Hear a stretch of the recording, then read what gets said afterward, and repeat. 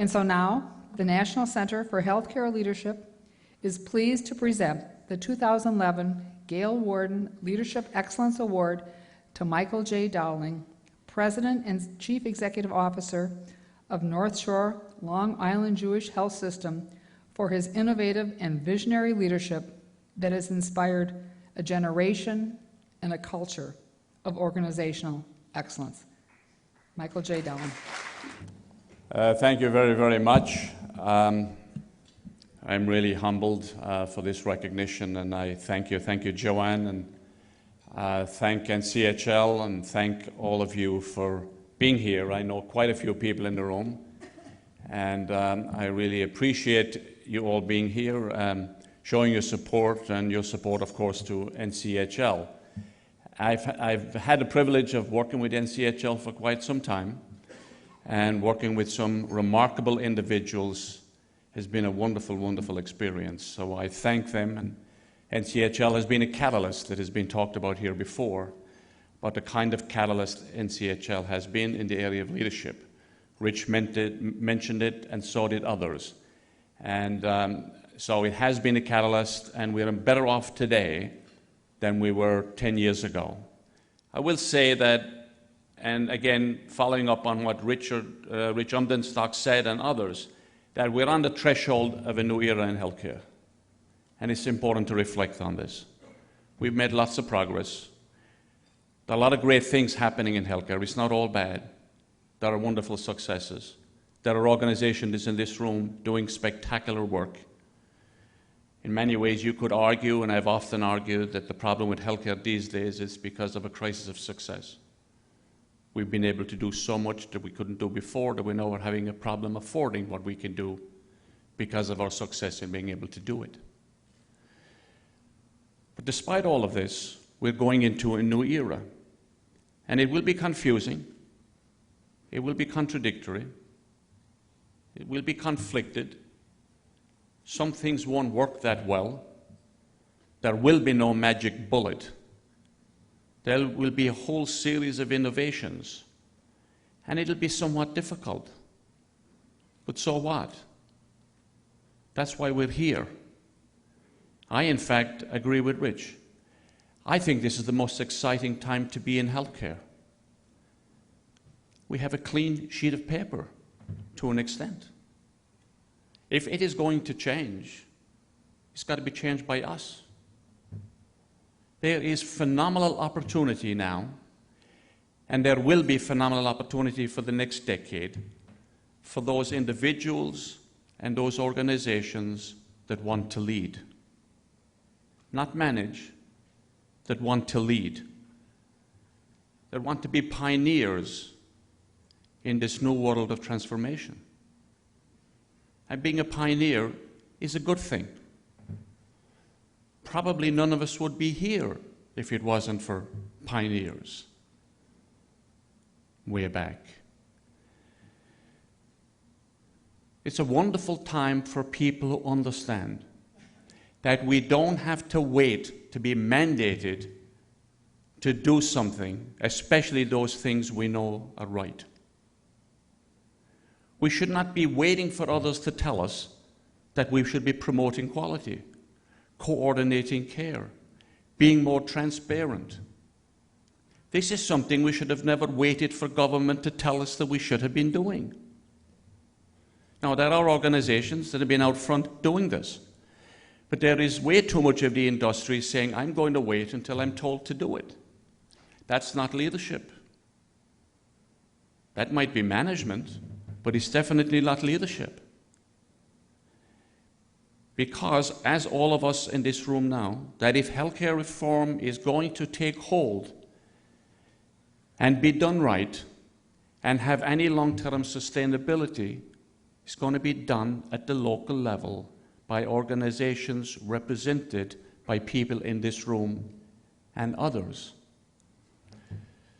This is a wonderful time for people who like change. We should love change. We should embrace change. We should definitely not protect tradition. There is too much protection of tradition. Now, some of it is good. but you got to know what to protect and what to let go of. And it's a wonderful time for people who want to be positive and optimistic, who are not distracted by gloom or unnerved by uncertainty. There is so much negativity out in the world. There is so much negativity in the healthcare space in many parts of the United States and in many of our communities, where we sit around worrying about, oh my God, what is going to happen next? It's all going to be so bad. We should reject this. That's not for us. That's not for leaders. For leaders is to say, come on, give me the difficulty. Give me the tough times.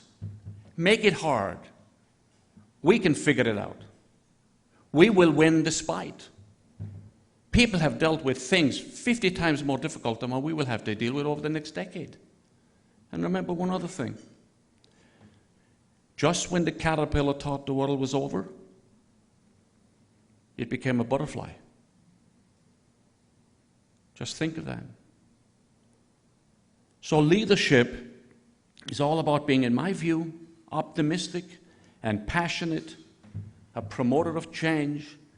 It's about setting direction. It's about innovation. It's about defining reality. And we will need all of those characteristics in the next decade or so as we try to completely transform the organizations that we have responsibility for. Now we've all made change. Some of it has been good, some of it has not been so good. But we have to completely transform. It can't be a small little twist and turn on the edges.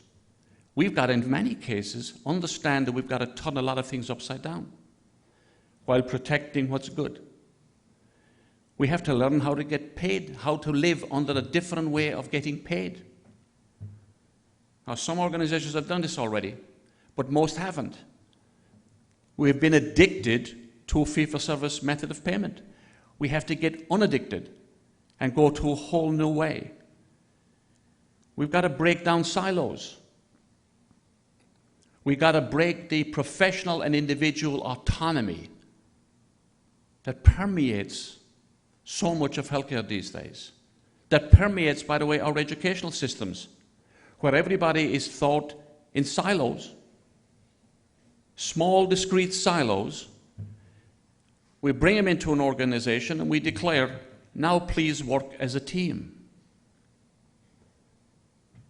We have to go way back into the educational arena.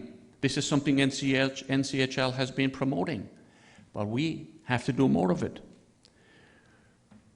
We have to be in the business, as you all know, and I'm preaching to the choir here, and we have to be in the business of health promotion and wellness. We have to understand that they can cut reimbursement all they want, but unless we change lifestyles and behaviors and have people take responsibility for their own health care, you will never reduce healthcare costs. You may think you do, but in the long run you won't. You may reduce government expenditures, but you won't reduce overall healthcare costs. There's a shared responsibility here. What responsibility do we have to make others change their lifestyle behaviors and their attitudes and take responsibility for doing things for themselves? Take childhood obesity as an example. You can develop as many diagnostic tools and treatment tools that you can develop thousands of them. It still won't resolve the issue that creates obesity to begin with. So we have to go way back. We have to convert ourselves from being a medical care delivery system to being a healthcare system. From medical to health. We're primarily in the medical business. We need to be in the health business. And I'm not telling this to anybody here that I think disagrees. We need to, over the next couple of years, develop new relationship with physicians. We need to be much more customer-centric. I listened to one of the presentations earlier today by one speaker who said that we should probably get away from using the word patient I've been advocating this for a long time. We're in the customer service business. I know people sometimes don't like this. But in the world that we're going into, people are going to make take more choices, make more choices, are more informed, are more educated, understand the newer generation of people that we will have to deal with in the future. Remember, most of us who lead healthcare these days are baby boomers. We learned one way, we think one way, we expect things to be one way. We have a certain series of habits and cultures and motivations. The new generation coming forth that is going to drive change like we have never believed it before or seen it before are quite different. They're going to have much more of a customer attitude than just a patient attitude. As the speaker said today, they don't want to be patients. Now, the medical community, many of them don't like this. But I think they have to change too. They have to understand the different world that we're in. And none of this is my central point, none of this dramatic transformation that we have to undergo, building upon some of the good things that have occurred in the past, but that we have to undergo over the next decade, is not going to happen and cannot happen unless we have an unbelievably strong commitment to employee development and leadership development. We have to invest in our employees. You have to invest in your leadership capabilities within your organization. It has to become part of the DNA of the organization. Just think, you want to make all of these changes, we come down with all of these new rules, the federal government will have 500 new quality metrics to deal with, we'll be getting paid differently. Yet if the people on the front lines and all the way through the organization, front lines, middle lines, and the top, if they don't understand, they don't know what's going on, they don't appreciate what's going on, they don't have the skills to adapt to the new ways that things need to be done, if they don't have the attitudes the right way, if we don't have the right value sets, if we don't recruit the right kind of staff, if we don't build their potential, how are we ever going to succeed? Organizations don't succeed. People do. And if you want your organization to be successful, you got to have the people become successful. So leaders, like people in this room, have to understand, and I know you do understand, that difficult times promote innovation. They inspire innovation. Leaders look at the world through the eyes of the customer. This stuff is not that complicated. We make it complicated. Just sit back any one day and ask yourself, if I were the customer and I wanted to be cared for in a spectacularly great way, how would I want to be treated? What kind of outcomes would I expect? What should happen when I call the office? What should happen when I go home afterwards? What information should I expect about my health on an ongoing basis from that organization? Ask yourself that series of questions and the answers become very clear. Good leaders balance realism with optimism, and good leaders inspire. What do you want to do? You want to light a fire inside the person, not just under them. Managers light fires under people. If you don't do this, this is what's going to happen to you. What you want is to get people so motivated that they're out ahead of you moving forward. You build the fire inside. People are craving for it. Employees are craving for it. They want to do the right thing. The mistake of leadership development in many organizations is to confine it to the top. I would say focus it on the bottom. All of us can envision a better future. As I said at the beginning, there is no magic bullet, and we do a lot of good things in small pieces all over the place. But we can all imagine what a great healthcare system would look like. And it evolves from the question about what you, the future patient and the future customer, would like to see happen. We can see it.